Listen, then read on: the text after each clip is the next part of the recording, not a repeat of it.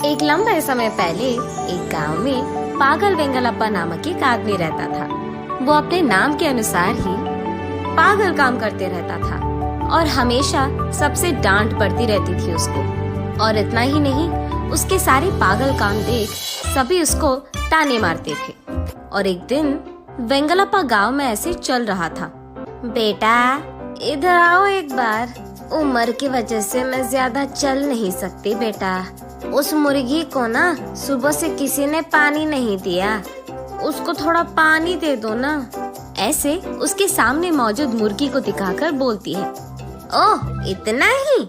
ऐसे कहकर वेंगलप्पा उस मुर्गी को बगल में ही मौजूद तालाब में फेंक देता है। ये देख वहाँ मौजूद बूढ़ी औरत चिल्लाती है, अरे रे ये क्या कर रहे हो? मुर्गी को तालाब में फेंक दोगे तो मर जाएगा बेटा, उसको बाहर तो निकालो पागल। ऐसे कहती है। अब अगर पानी पीना है तो पानी के पास ही जाना होगा ना, ऐसे कहता है। अरे ऐसे नहीं होता बेटा, इसीलिए तुझे पागल कहते हैं, पागल वेंगलप्पा।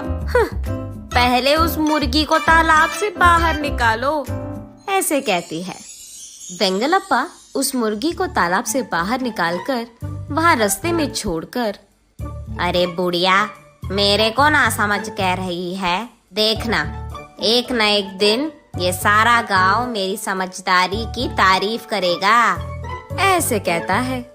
तेरे कारण ये गांव कहीं कब्रिस्तान न बन जाए, जाओ निकलो यहाँ से पागल, ऐसे कहती है बुढ़िया। तब वेंगलप्पा अपने मन में इस बुढ़िया को कोसते हुए वहाँ से चले जाता है।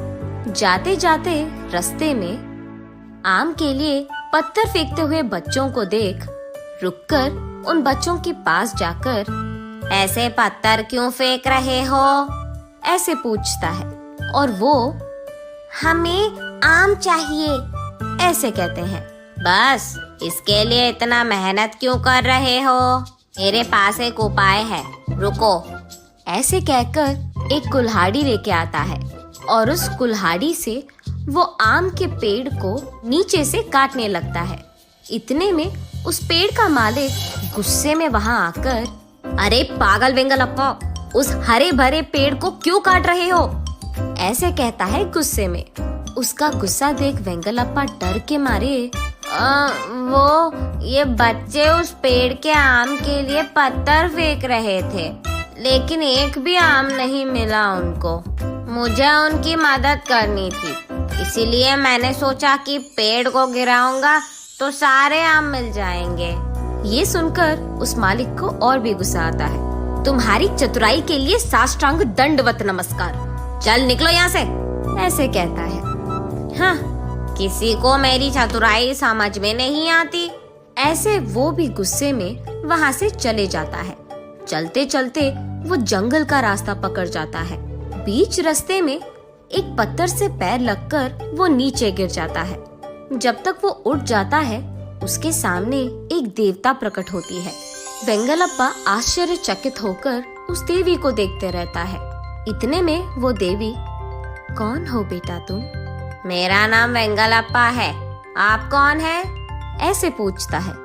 मैं एक देवी हूँ, एक श्राप की वजह से मैं ऐसे पत्थर बनकर रह रही हूँ। आज तुम्हारी वजह से मेरे श्राप से मुझे मुक्ति मिली है। ओह अच्छा।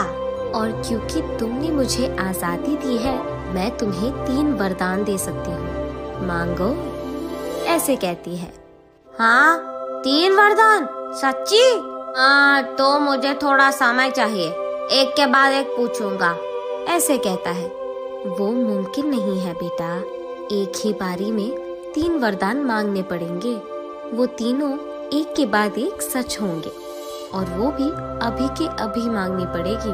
मैं यहाँ ज्यादा देर नहीं रह पाऊंगी बेटा, ऐसे कहती है। ओह फिर मैं अभी मांगूंगा। ऐसे वो धनाधन 3 वरदान मांगता है। मुझे एक बड़ा बैग का सोना चाहिए, उसके बाद मैं एक बड़ा बंगला में रहना चाहूँगा, उसके बाद मेरे गांव के सारे लोगों को मेरी बहुत तारीफ करनी होगी, ऐसे पूछता है। तथास्तु, देवी ऐसे कहकर वहाँ से गायब हो जाती है। यहाँ वेंगलप्पा सोचता है कि आज गांव में सारे लोग मेरी होशियारी की बहुत तारीफ करेंगे। ये सोचते हुए वो वहाँ से चलते रहता है। उसे बीच रास्ते में एक बैग दिखाई देती है। वेंगलप्पा बहुत पाने की खुशी में उसके मांगे वरदानों के बारे में भूल जाता है। उस बैग को लेकर बगल में रखकर, लोगों को तो दिमाग नहीं है, सब कुछ बीच रास्ते में पैरों के सामने ही लगाते हैं, ऐसे सोचते हुए वो आगे चले जाता है। कुछ देर बाद उसे सोने के बैग के बारे में याद आता है। अरे रे, वो शायद सोने का बैग था।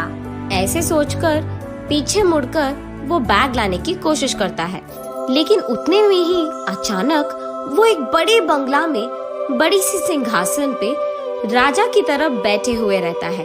उसके ठीक बगल में अलग प्रकार के व्यंजन पेश किए हुए रहते हैं। वो सब देख, आहा, मेरा बंगला कितना अच्छा है, ऐसे सोचते फिर से सोने की बैग याद आने के कारण उसे ढूंढने फिर से बाहर आता है और उसे रास्ते में ढूंढते रहता है, लेकिन वो बैग कहीं नहीं दिखता है। फिर से बंगला चले जाएंगे, ये सोचकर पीछे मुड़कर बंगले की ओर निकलता है, लेकिन बहुत दूर चलने के बावजूद उसे बंगला कहीं नहीं दिखता है। ऐसे वो आखिर में घर पहुंच जाता है।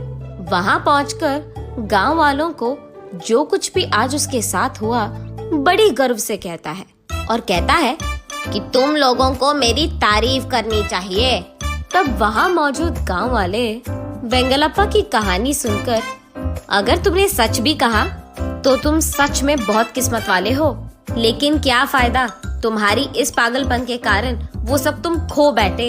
तुमने उन तीनों वरदानों को बेकार में खर्च कर दिया, और तो और तुम पागल हो, इस बात को तुमने फिर से साबित कर दिया, ऐसे कहते हैं। फिर भी वेंगलप्पा, हाँ, इस गांव में कोई भी मेरे होशियारी का तारीफ नहीं करता है, इनको तो मैं कभी समझ में नहीं आऊंगा, ऐसे कहते हुए वहां से चले जाता है। नैतिक आत्म मूल्यांकन अगर हमने नहीं किया तो हम मूर्ख ही रह जाएंगे।